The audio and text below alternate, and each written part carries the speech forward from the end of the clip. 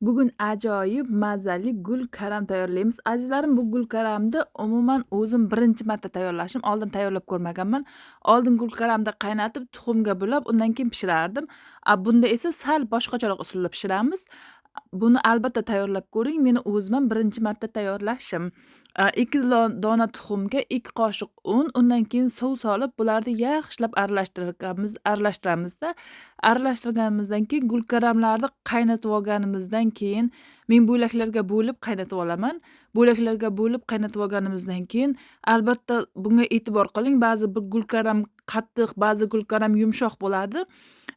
Diqqatliroq bo'lasiz o'shanga. Nima desam, yumshoq gulkaramlar tez ezilib ketadi-da, tez pishadi.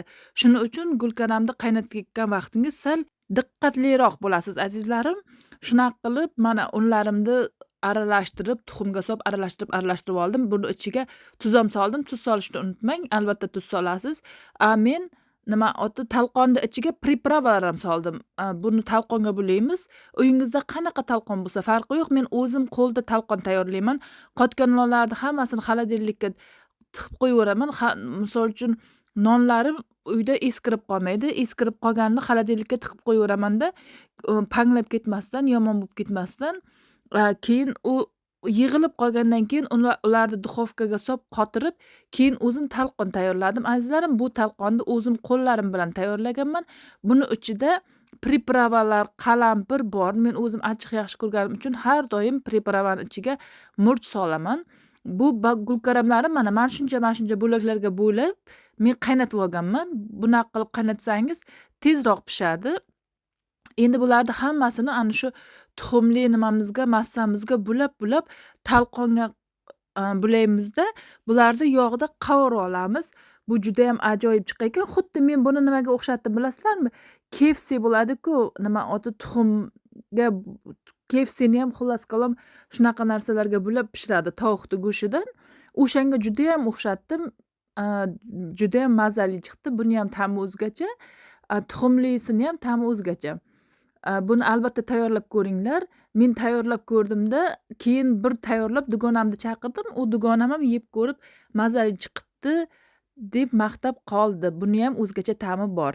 Mana shunaqa qildimda, keyin talqonlarga bulab olib, qizib turgan yog'ga soldim. Mana shunaqa bo'lib qizardi.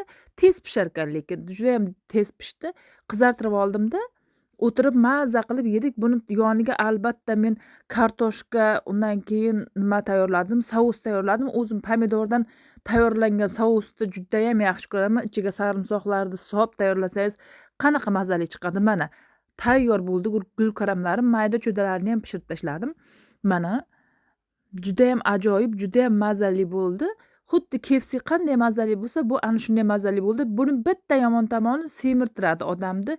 Shuning uchun bir haftada bir marta, diyetadagilar 10 kunda bir marta, xohlaysizlarmi yo'qmi, baribir odam yegisi keladi.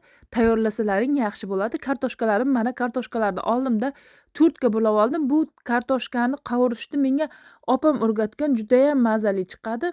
Bu uslubda albatta tayyorlab ko'ring. Buni tozalaganingizdan keyin, 4 ga bo'lganingizdan keyin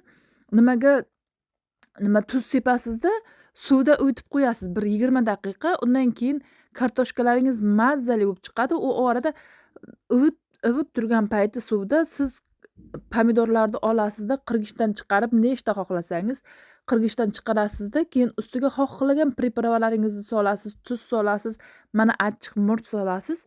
Achchiq ajoyib mazali sous tayyor bo'ladi. Bu sousni tayyorlagan vaqtingiz pirojka qilsangiz, bo'g'irsoq qilsangiz, uyingizda nima qilsangiz aralashtirib yeyishga judayam yaxshi. Men bu sousni har doim pirojka qilganimda, bo'g'irsoq qilganimda ataylab tayyorlab yeyman, chunki o'zim judayam yaxshi ko'raman. Buni tayyorlab yesangiz qish mavsumiga, ayniqsa hozir gripplar ko'p, gripp bo'lmaysiz birinchi navbatda. Shuning uchun tayyorlab qo'yganingiz ma'qulroq, chunki bunda sarimsoq bor. Sarimsoq bilasizlar, odam organizmidagi infeksiyalarni hammasini dabdalasini chiqarib o'ldirib tashlaydi. Azizlarim, buni albatta tayyorlab qo'yinglar. Keyin mana kartoshkalarim tayyor bo'ldi, gulkaramim tayyor bo'ldi. O'tirdimda mazza qilib yedim.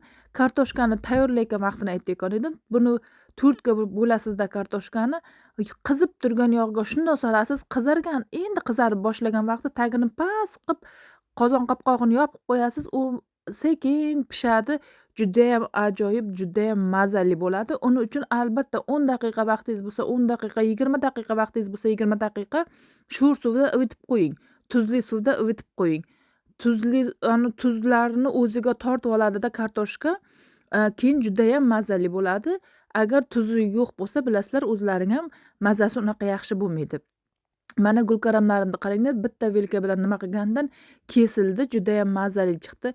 Judayam albatta buni tayyorlab ko'ringlar. Buni olasizlarda, sosga shunday botirasizlarda, keyin uni mazza qilib o'tirib yeysizlar. Men buni mazza qilib yedim.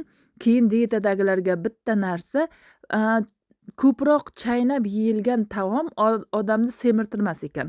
Men o'zim ham buni yaqinda yangi internetdan eshitdim, sizlarga ilindim. Nima oti, men o'zim umuman bilmadim, yo puldan qizg'onchiqmanmi yoki bilmayman. Umuman dori sarflab bir narsalar qilib ozmayman.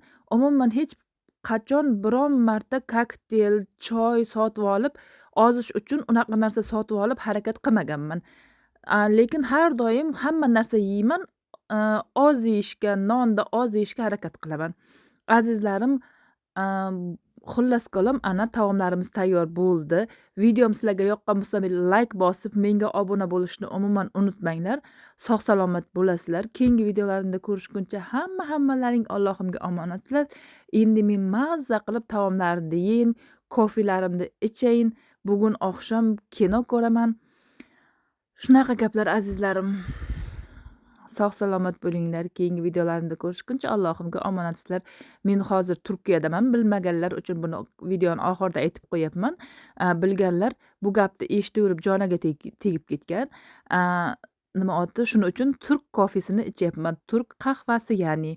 Biroq bir kun turk kofesi deb yozsam, gapirib ketsam, biri yozibdi turk kofesi emas, qahvasi, u qahva deyiladi, kofe deyilmaydi deb. Siz nima desangiz shu dedim. Xullas kalom, sizlar nima desalaring shu. Turk kofe desalaring kofe, turk qahvasi desalaring qahvasini tayyorlab ichyapman. Sog' salomat bo'linglar. Tayyorlaganlarga yoqimli ishtaha, tayyorlamaganlar albatta tayyorlab ko'ringlar. Men sizlarni juda ham yaxshi ko'raman. Hammalaringni meni oldimda hurmatlaring juda baland.